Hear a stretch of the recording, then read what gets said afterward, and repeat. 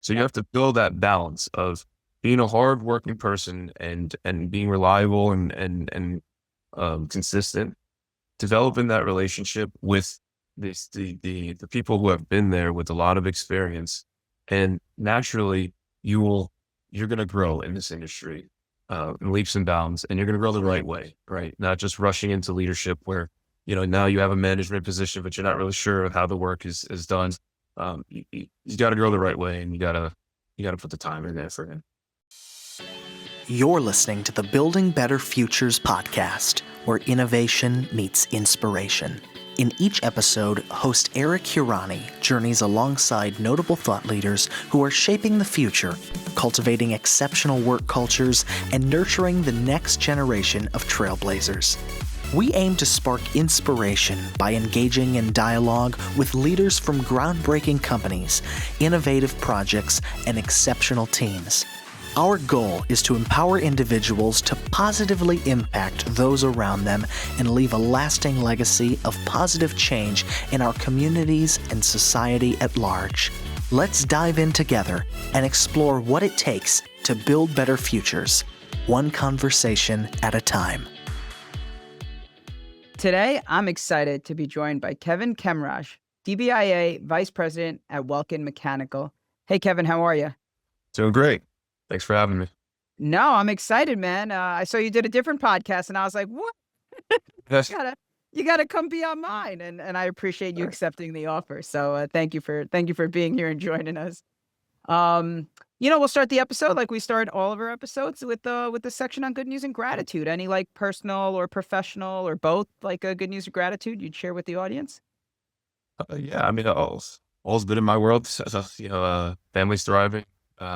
Just came back from a trip with I have a daughter and a son, and my wife. The four of us went to Japan recently, a trip that we've been talking about. It's all a bucket list trip, and it was phenomenal. It was a great time, and it was also great to have all of us together for like 14 days straight, 24 hours a day, right? We don't get that much, and with my work schedule, my wife's work schedule, and school, so being together was great, and being together, and certainly that environment was neat. So things are great on the personal side. As far as the business work end, Welkin's thriving as well. Welkin just landed its biggest job ever at Owl's Head, which you're involved in as well, right? So Love that it. yeah, absolutely. And then its second Congrats. biggest job was only last year, right? So we're growing at a pretty rapid pace. So all is well on that end. What else? The Knicks are in the playoffs, Yeah. and they're looking good. So that also it's great news. But yeah, I know. Well, we started this conversation talking about the Jets and how that's just a miserable experience. So I'm glad you got the Knicks in here because that's obviously a Yeah, much better one. yeah. Um, and That by the also time this heartache. episode airs, I don't know what it'll be, but hopefully the Knicks will have had a great season, and the Yankees are shaping up to be strong, and just fingers Right. crossed for them too. Let's predict winning the finals, and when this airs, Yeah, yeah. yeah, our prediction will come true. All right, cool. I always like to share some stuff too. Yeah. So on the one, gratitude to you. I know how busy your day can be, and you guys are growing, which is awesome. So thank you for being on. Um, Gratitude, I'll say to my team, this is the Building Better Futures, this is the podcast, but we also have a foundation arm. And again, by the time this airs, it'll be well past. But we just had our first scholarship and recognition gala, and my team, and especially Stephanie, who helps me so much with this podcast, Mhm. did so much to get that event like up and running, and we awarded 11 educators in the area for with STEM education like grants, 9 emerging professional grants, and 7 scholarships, all STEM related, all really exciting. And the event was just awesome, great people, good times.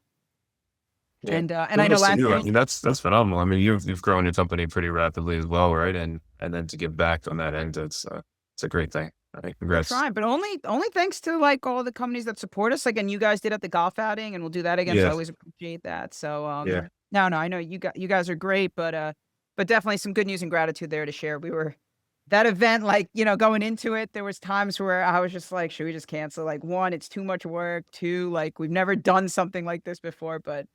but it ended up being really, really great. So I was excited. All right, cool.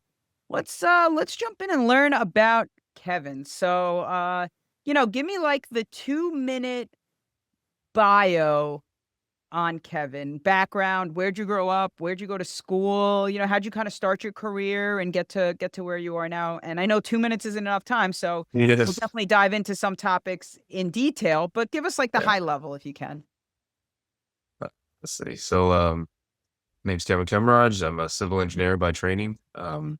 And now I'm vice president of a mechanical engineering company, Welkin Mechanical. It's in New York City. So we manage um, large, complex mechanical projects, and then now just construction projects in general. So everything from like public infrastructure to high rises in the city and things like that. And working on leading teams and managing um, large portfolios of projects, right? So that's what I do on the business end. I've kind of got into this industry by just working with my dad from day one. He came as a immigrant parent, immigrant family, right, to the U.S. and worked his tail off, and had acquired property after property. So he and I working on those properties and fixing them and doing all the odds and ends, kind of that in conjunction with my like artistic nature, if you will, got me or led me to engineering, and went to NYU Poly for engineering school, and then just wrap with that. In terms of I worked for the DP for a few years, and then started with Welkin, basically around the beginning of Welkin. Welkin was about a year old, and I was aside from the old president and vice president, second person hired at Welkin. So I've been there for quite some time. Wow. All right. So two things I want to ask you about there. Yeah. One, you said you worked with your dad. Was he like in the industry, or what were you, like real? It sounds like it was a real estate. But was it like more single family residence? Was it Single was family, it? yeah, single and multifamily residences, and some plumbing, electrical work, general carpentry, painting. I said that the last podcast, a professional snow shoveler. But I was afraid somebody's gonna slip, right? So if it was snowing, it was 4 a.m. getting over there before the footsteps were shoveling all the snow, and it's like I got to know how to work my hands pretty well, and then just like the general work ethic of keeping that train moving and then doing it for multiple locations and stuff. I really got a lot of that. It's not all of it from him. No, that's awesome, and that'll definitely teach you some work ethic. Like that's the way to. Yeah. The other thing, did you just say you were the second employee at Welcome, or Yes. Yeah. that's crazy? I didn't know that. Right. That's really cool, man. Yeah. It's how Uh, I started Welkin along with TC Electric and J Track. Right when he yeah. started, the old president, Stephen Aaron. They went out and they hired another project engineer and then myself. And yeah, we only had a number of projects in the very beginning, a few small ones, and then it just kind of blew up into a lot of small projects, right? So I got used to working on, I want to say anywhere from 4 to 8 projects at the same time. Smaller ones, right? Like so a few 100,000 to under, let's say 10 million, in that range. But a lot of them at the same time and doing a little bit of everything, right? We didn't have the corporate structure as in like the superintendent and drafting team and PMs and cost engineers and all that stuff. Like you're basically doing all of that by yourself. And again, I'm on a much smaller scale, but doing that with a lot of different clients gave me the opportunity to learn so much about the industry and a lot of different types of projects at the same time. You get stuck on, say, I just came in the industry and it was a awesome $1 billion project that would last 5 or 6 years, right? You're stuck on that project. And 5 or 6 years, I must have worked on 20 projects. So it was a good opportunity, yeah, for sure. That's amazing. And we could do many, many, many episodes probably on Tom and just like what an incredible success story he is. Any insights you learned in like the early days just about like from Tom, I guess, because you must have been fairly close, right? Because at those times all the companies were small, I would assume. Yeah. He's just he's an amazing individual in terms of all what he's able to take on and what he did take on and his success story from humble beginnings to where he is Yep. now, right? So he tells a lot of the stories of his past, and he's a big guy of, just general rules, and he talks about the Covey habits and all that stuff, and mentorship, and pushing and growing the younger generation, right, to elevate themselves. And that's why I was able to get a ton of opportunities, right, because of his just general nature of rewarding a hard work ethic and success, and not just long tenure with the company.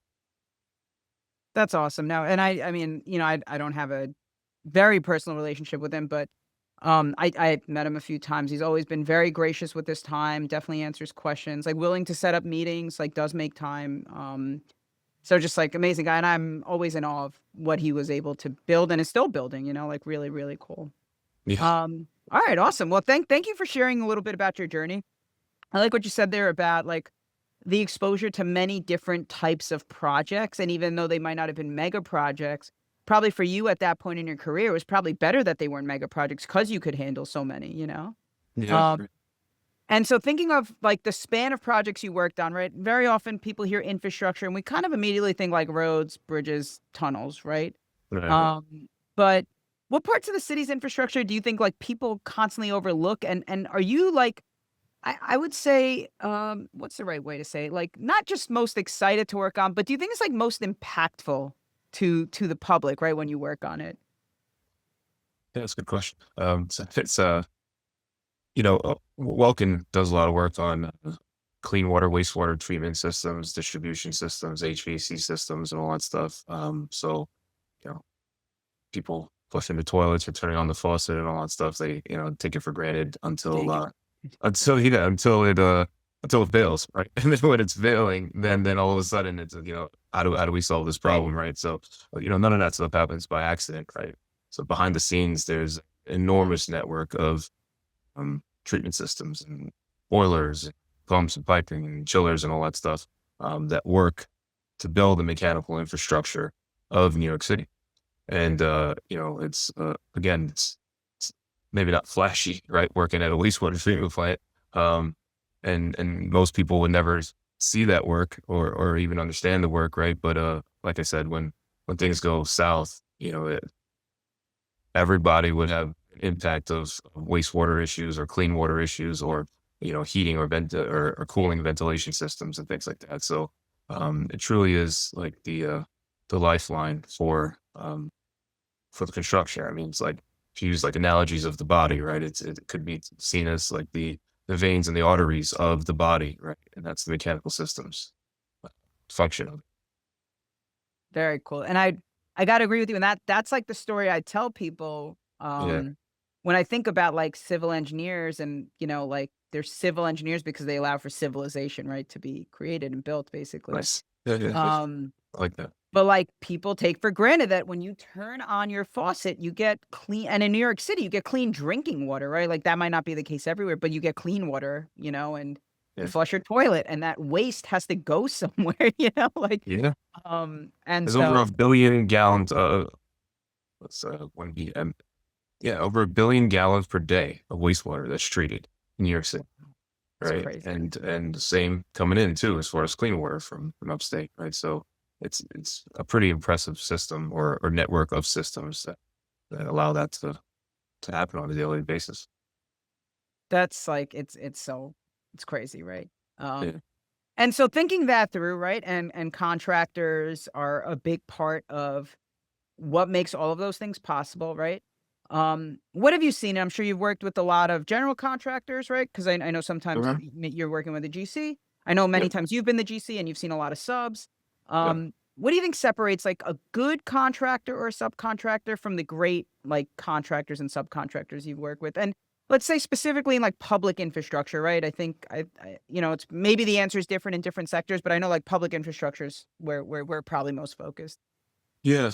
I mean, so when you're talking about like public infrastructure, dealing with the municipalities and people who are not like the success of the project is not directly lining their pockets, right? They're in this business to do the right thing, to do their job, and whatever reason they work for those agencies is their reason, and they want to they just want to deliver a successful project. So delivering a successful project means partnering with reliable and competent contractors, right? So I've been on many, many projects, right? And I would say, some are better than others, but not one goes without a hitch, right? Or without issues or complications, right? So, um, I try to be as consistent and transparent as I can, right? But the big thing is like problem solving. When things go south, right? How do you solve those problems? How do you go about doing it? How do you kind of band together and come up with solutions and solve those problems that nobody really accounted for? And I think that's what builds your reputation as a contractor and your reputation as a person. Right? To me, like reputation and trust and loyalty is it's kind of all you have, right? Because you could be doing a great job and all of a sudden nobody's irreplaceable, right? So you need to just make sure that you're covering yourself and you're doing the right thing at all times and keeping a positive reputation. And I think that's recognized by the clients, and that turns great workers into good workers into great workers, and great and good contractors into great contractors. So, Problem solving. I love it. How do you oh, show up when there's an yeah, issue? yeah, yeah, exactly.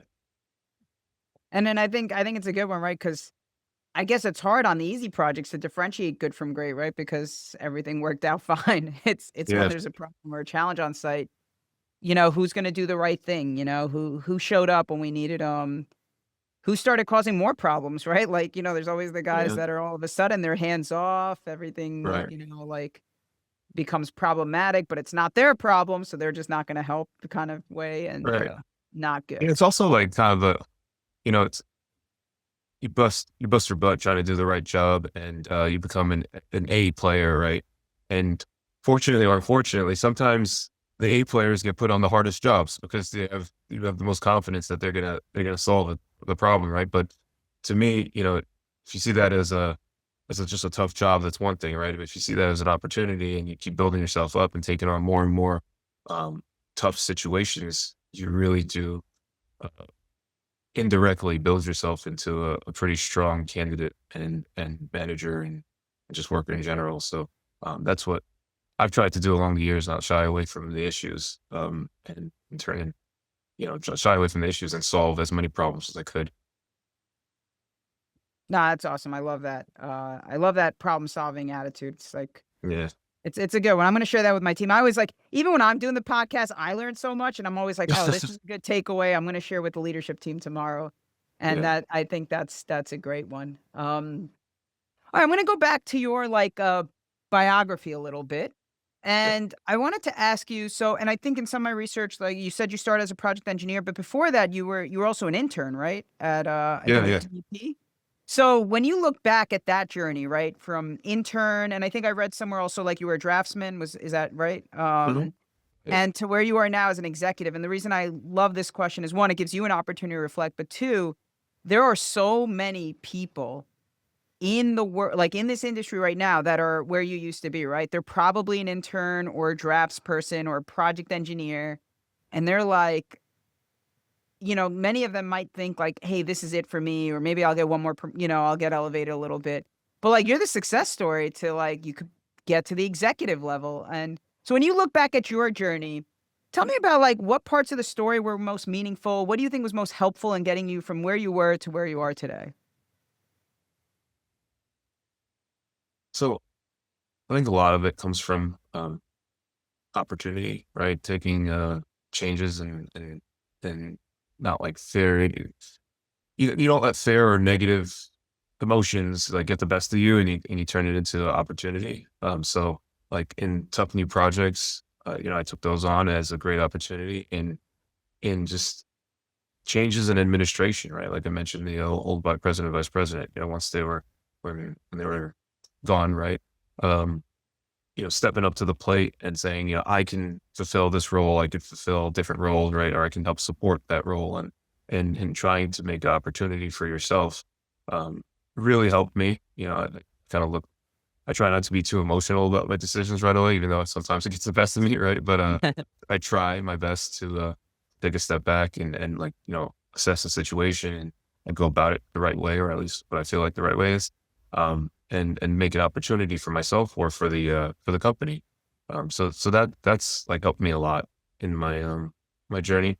But also like, I mean, from working as an intern, like you said, I worked as an intern at the DP, and then I got the internship with the Job Lot Enterprises and Welkin Mechanical, and then worked my way up from there. Working side by side with many of the individuals at that organization, right? So, like I mentioned, Stephen Aaron, the old president, vice president, Vinny Seffershin, Oh yeah. Sean Alexander is here, right? Like, so, uh, you know, working alongside those guys, earning their trust, and spending time in the field and in their office, and fostering a relationship with them really helped me.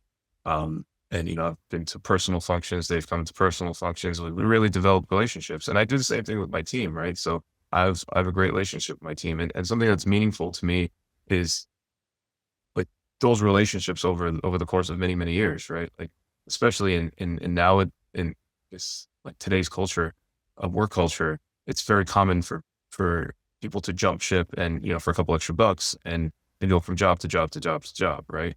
Where I think the loyalty and staying and working with a group of individuals, or people working for me or me working for others, um, is a good testament of like what really matters, right? Like not just the journey, the people that you work and encounter along the journey is really the most valuable thing. So I'd say earning trust and building relationships over many years has been the most meaningful thing to me in my work career.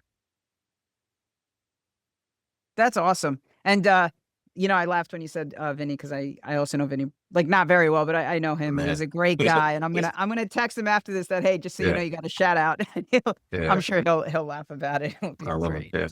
Yeah, Um, but I think this story you just shared about like one stepping up and stepping in, right? You were like, hey, if there's an opportunity, I'm gonna take it. And right, I think that's one way that really differentiates some people, right? Because the opportunities are always there, right, and the more you can show that, hey, I'm willing, I'm capable, I want to learn, the more people are going to give you, and those responsibilities eventually will turn into, like the the progression in your career, like you just shared.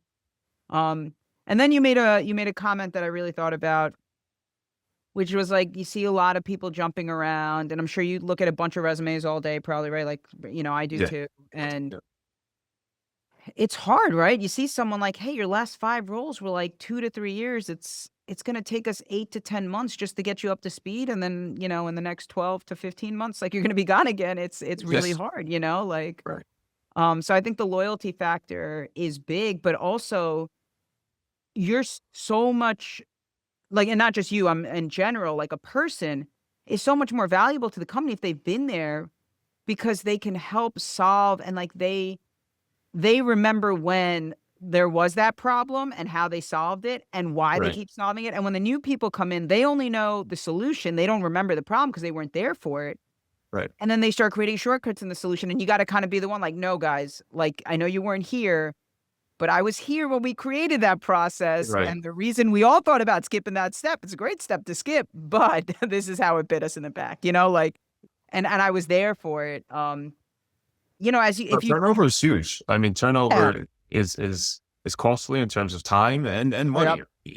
Like you said, that experience of how they dealt with problems is essential. Um, yeah, it's another reason why we really I just do it naturally because I really do like to uh, grow and develop relationships with people that I work with, but it really does help to treat your employees properly and correctly and have them enjoy what they're doing, right? If they're miserable at work, go work somewhere else because there really isn't there are the wrong places and the wrong jobs for certain people, and it's your job as a person to find what makes you happy, right? I can't tell you that, so it's really I try my best, right? But again, it comes down to the person and understanding what they want in life and striving for it themselves. I totally agree with that. And that was the point I was going to make, was you talked about how like you guys are also close on a personal level, right? Like you'll go to your family functions or events. And Yeah, I think it's really important to build that relationship that's not just a work relationship. yeah. Very cool. Earlier in the episode, you mentioned, like Tom's love of mentorship, but you're also right fond of mentorship. I think it's something Yeah. that's important to you. But And so I think I also had read, you're working or helping to develop like your enterprise wide mentorship program. Is that? yeah, yeah. I've And always tell been. us about that. Yeah, I think that's really cool, and it's clearly something that's really important to you. It is. I For myself personally, I'm always a proponent of mentorship for myself. Like I even go up to people who, yeah, I aspire to be, and it's like, can I buy you dinner? One day, no strings attached. It's just, an hour conversation, right, could help me in many different ways and help me understand how you went along your path, and again, help me try to find my own path. Right?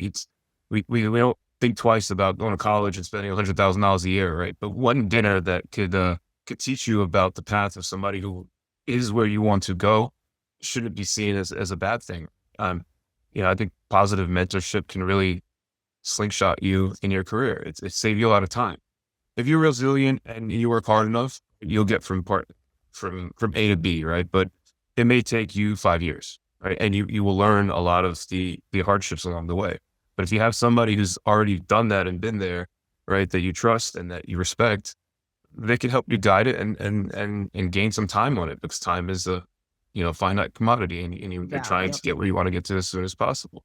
So so I'm a big fan of trying to find mentors, and not just one but many, right?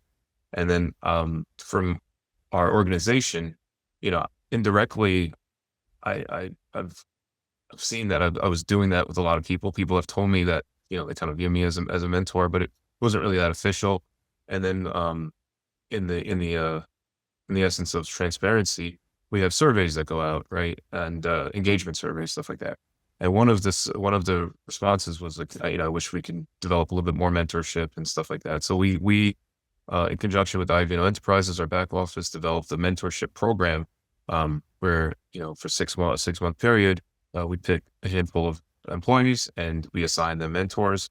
And to myself and to a few others of our executives, they're mentoring some of the younger generation, and I've heard phenomenal feedback on that front. So yeah, we have a program, like an actual established program in the organization now, that we're very proud of, and just in general, I think it's a great thing to try to push forward.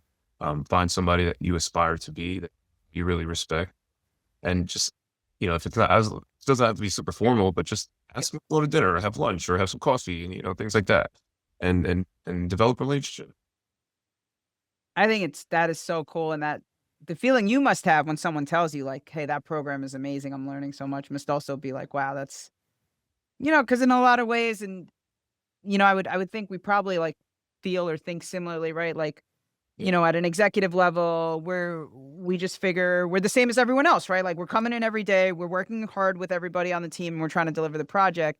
right. And then you hear someone like say something like that, and maybe it gives you time to pause and be like, "Wow, it's really great that like now that I'm here, I can also make an impact," and I'm Yeah, able to do that. yeah, yeah. And what's really crazy about it, like those stories will stick with that individual for like their whole career. They'll remember, like so and so helped me that one time, and you won't even remember it. And I'm like in the opposite. I'm like you. Like I want to meet anyone I can. I want to have conversations because I can learn from everybody, right? Like, and especially the people that have been or are, like have already been to where I'm trying to go. Yeah. Um, and then I'll meet them like 2 years later, and I'll say, "Hey, remember like that time we had lunch or coffee? Thank you so much for that advice. Like I really took it to heart." And they'll be like, "Yeah, I don't know what I said to you, but I'm glad it Mm. worked." Like Right, that right. feeling, and it was like impactful to you, but like to them, it was like just 20, 30 minutes. They got to grab coffee or something.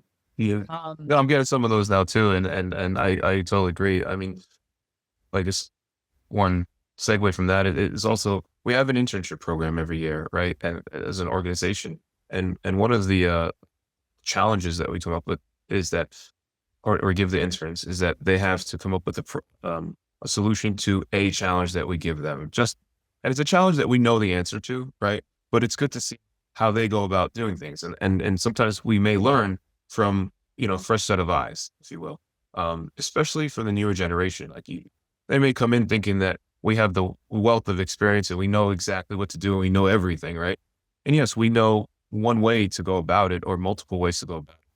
But with a fresh set of eyes, especially with AI becoming a big thing, right? And the technology aspect, it's I'm now, not that old, right? But I'm 37, right? So that maybe the 21-year-old has a different AI type software that can solve my problem quicker and can teach me about it, right? So I'm always really interested in learning from others and seeing what they, how they would go about solving a particular problem, and just trying to learn from them. Let's just say that, yeah. I think like what you just talked about is so overlooked. And so I started the mentor program for CMAA, right? Like we have a formal program. And one of the things I really liked in the feedback and the way we set it up was it's not just like mentor mentee. There's like 3 to 5 people in a group, all at different stages of their career. Because sometimes when you're early in your career, you don't need the advice of someone that's 30 years in their career. You need the advice of someone that's like 10 years in their career, right? Like, hey, I'm dealing with this. But that story you just told, I've gotten that exact same story. Like I'll have some of the senior like mentors tell me like, oh yeah, like, and we have college students as well, so it like spans a like a good career gap.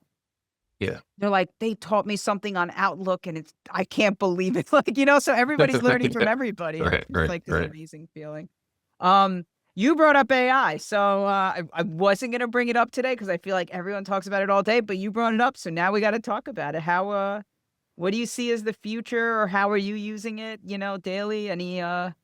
Anything you can share about how maybe the enterprise is going to be using it? Like, tell us a little bit. We're slowly getting into it. I mean, it's nothing that advanced. But yeah, I mean, like the Chat GPT, earlier we were talking about Claude, Yep. AI and things like that. So sifting through an incredible amount of data, right, at a rapid pace, it's just beneficial. And it's obvious. It sounds obvious, but if you can upload the drawings and the specs, and you have a 2,000-page specification book, right, going through that can take some time, right? Will take some time, but the AI is really helping speed that process up.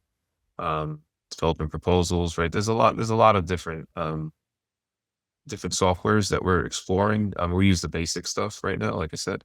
I also think, like, in the future, I mean, two of the biggest things in management and tracking is the financial end and the schedule end, right? Yep. So, like on the scheduled end, um, Primavera is like is what the agencies typically want, right? And it's not really projecting schedule; it's really just documenting schedule, right? Yeah. So I think schedule the AI and projecting and facilitating different paths around many different activities and going about it.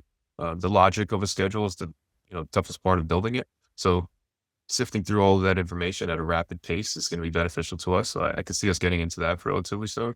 And then with the financial end, it's the higher up the total goal you go, the more you want to see how the numbers work and then a lot of different opportunities. So there's no shortage of that. So on the financial and scheduling end, I'd see it, coming to our doorsteps very, very, very soon.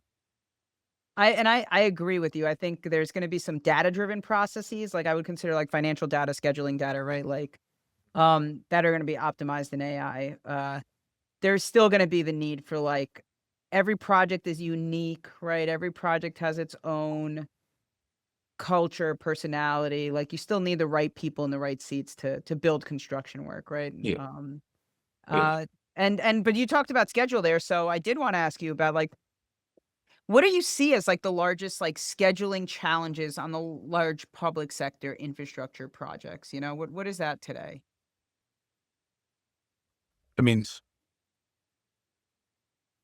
so logistics for the work that we do, right? It's the toughest part of the project is usually not the size of the project, right? It's the schedule and the constraints that you're faced with. So managing the constraints is a tough part of it. So when our projects go wrong, right, we have so many different people we have to communicate with. We have us, and then our subcontractors or vendors. That's our team, and then we have to report to the design engineer, the construction manager, the client at times, and stuff. And then when you have outside agencies, like sometimes there's Con Edison, sometimes there's FDNY, right, and others.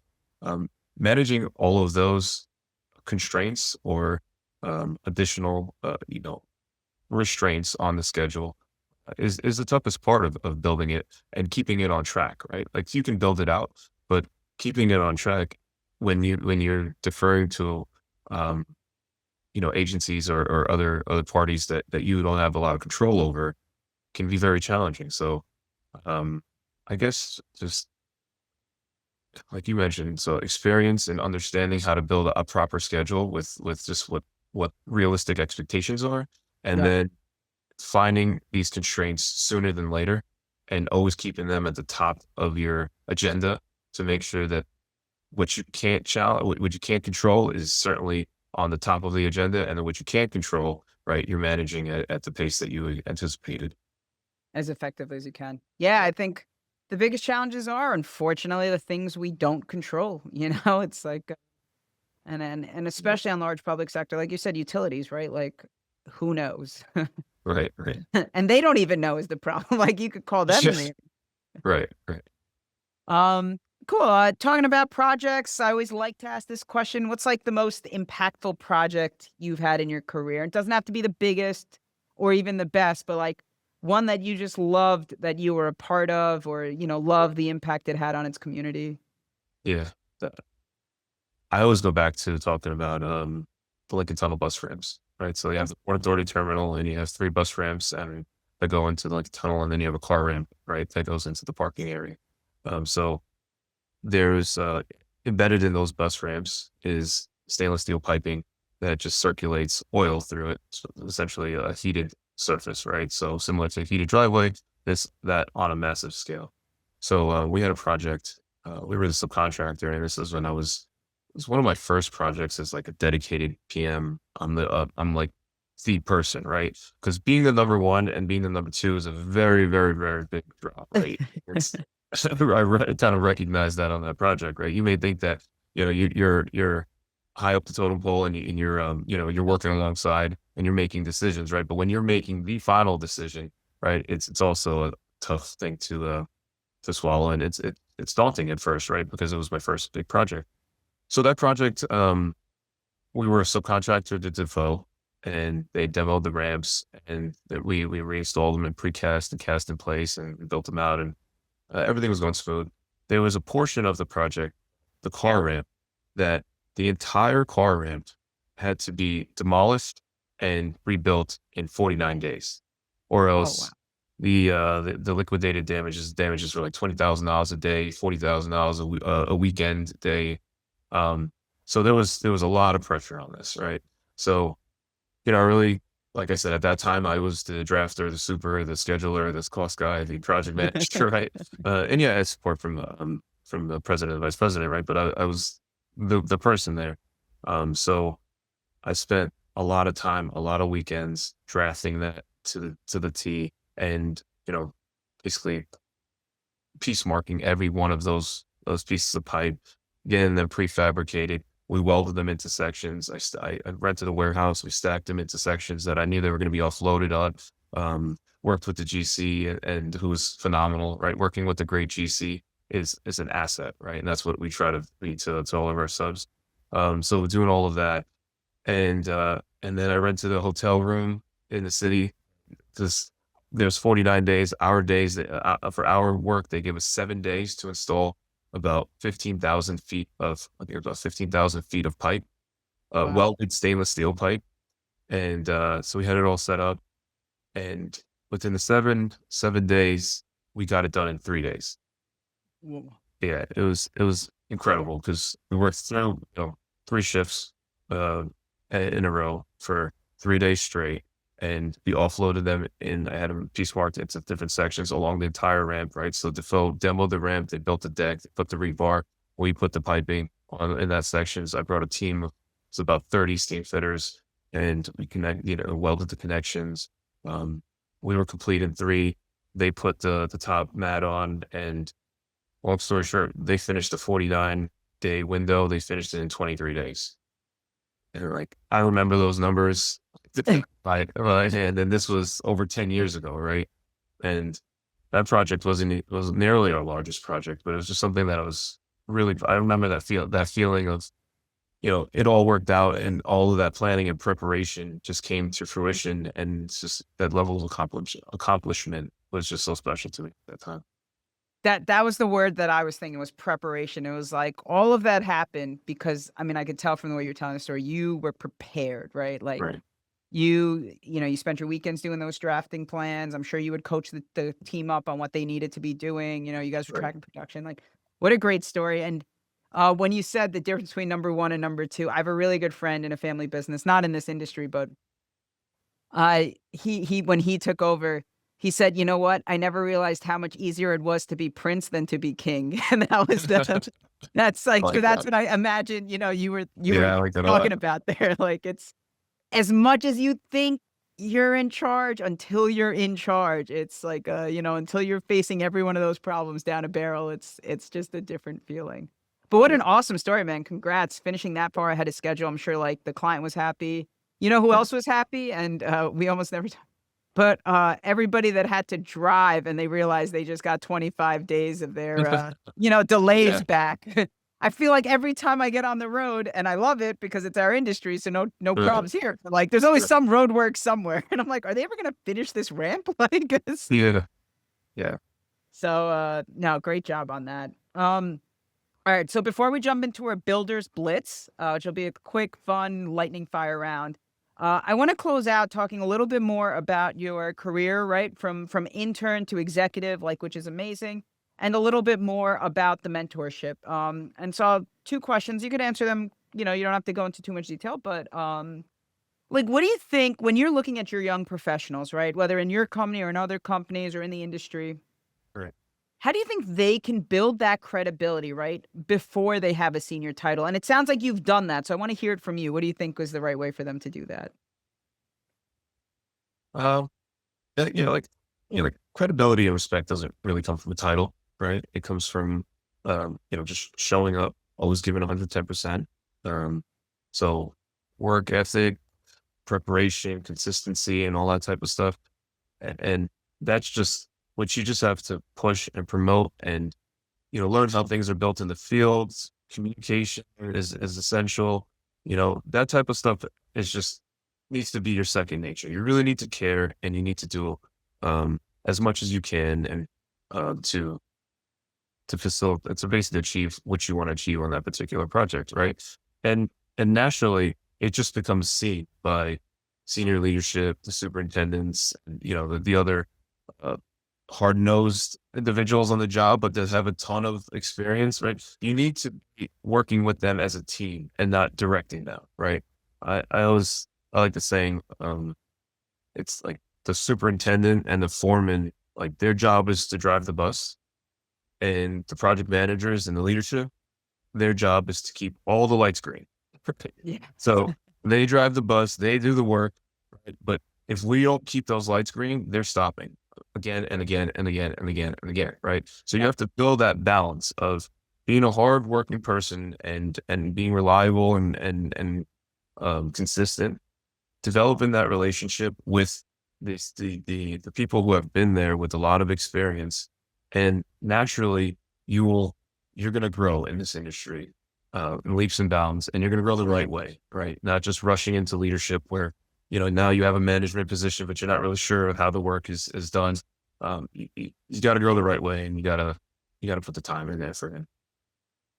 I love that analogy. I've never heard that analogy before, but it's such a good one, and I think it applies to more than just construction, right? Like, even on, I just reflect on myself, like in my role for all of my team, right? Like my job is exactly that. Like I got to keep the lights green, right? Like I need to make sure I'm responsive to them and, like transparent with them and like they have the guidance they need so that they can keep pushing forward on everything. It's a really cool analogy. I really like that one. That's great. Um, and then I'm going to kind of flip the question on you. So that one was about like young professionals building credibility. Mhm. What is one thing the executives and leadership in our industry can do this week to better support their teams, right? And better support those emerging professionals? Yeah, I mean, you got to build your team to become resourceful and confident, right? Like you can't micromanagement's a quick term that everybody uses, right? But No. the reality is just like if they feel like they can make decisions, and they also feel that if they have a glimmer of like, I don't know, worry or uncertainty, that they can come to you, right, with any question, then you'll just really you'll have a good relationship. So you want them to ask for help. You also want to offer help, right? But and know that like perfection isn't going to happen, right? But it's just growing alongside one another is the goal. And so I want them to come to me. I want to just like foster a resourceful environment, foster humility, things of that nature, and try to build them up as much as I can. And then on the other end, I also need to know that I will hold them accountable, right? Because if you're not held accountable for, for your decisions and for the expectations I have for certain people, and I have different levels of expectations depending on your position and your experience, right? Then, it doesn't really push you to be the best version of yourself, right? So I want to push people to work hard and, to really push themselves, but I also want them to know that like they have a solid support structure and support system in myself. I love that. Don't micromanage, but hold them accountable. Push them, but make sure you understand where they are in their career, so you're pushing them appropriately. Like It's all awesome. about balance, right? It's all about Yeah, balance. yeah.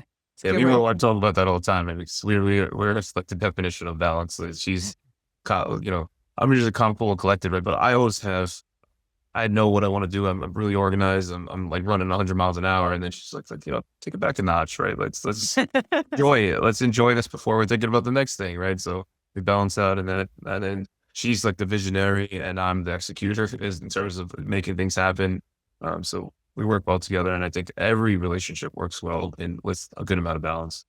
With that balance. No, very cool. All right. So I said we were going to do Builders Blitz. So we're going to move into that segment. Uh, This is a rapid fire. Don't think it, don't overthink it. Just first thing that comes to mind. I'm going to give you yeah, like some quick questions. And so, you know, uh, most overrated leadership buzzword you hear. rating leadership buzzword. Um, aptitude. um, cool. One behavior you think every team should normalize. Just confidence in one another. I like that. And then I'll do one more. Well, you mentioned Covey earlier. Are you a reader? No, not really, but yeah, the Cubby habits is something that Tom just preaches right again and again and again. And one thing that like I take some of his sayings to the kid that I work with, and one of the Cubby habits is begin with the end in mind. That Right. was going to be my question. What's your Yeah. favorite Covey habit? So begin with the end in mind. I love it. And that's it. We do quick at the end there just for fun. Do you have any final thoughts before we sign off? This was an awesome episode, man. I really appreciate all of your insights. Love your passion for mentorship. I can tell you love to lead. And so awesome to hear your career story, from the second employee at the company to where you are today. Like, you used the word loyalty earlier, and I think it's one that isn't used as often in the industry today, but is like so important and just so amazing. Like, and I'm glad to have learned a lot from you today. So thank you. Appreciate it. Appreciate it. And honestly, I mean, I did this and I've done like the other podcast, but just I really respect yourself and Judo like I did the past one. I mean, we have a similar background, a similar type of situation, and you're relatively young too. So kudos to you, and you're crushing it right now in the industry. I appreciate it, man. But everything I do is thanks to my team and thanks to people like you that give us the trust to work together and pick up the phone and answer questions and like mentor, right? Like, you said earlier, mentorship's not a formal thing. I have so many people who I can just call and pick up the phone and ask a question and they will answer it. And it's a blessing. So I would thank you. Thank you for all the opportunities. Thank you for your trust and thank you for supporting, when I do try to do something new or, so very cool. Thank you for that. Well, that's all the time we have for today. We'll include links to any of the resources we mentioned in today's show notes. Thanks again for listening, everyone, and keep an eye out for our next episode. Thank you. This episode is brought to you by Infinite Consulting Corp., your go-to firm for MBE certified project and construction management consulting. Discover how Infinite can help you build a better future at infiniteconsultingcorp.com.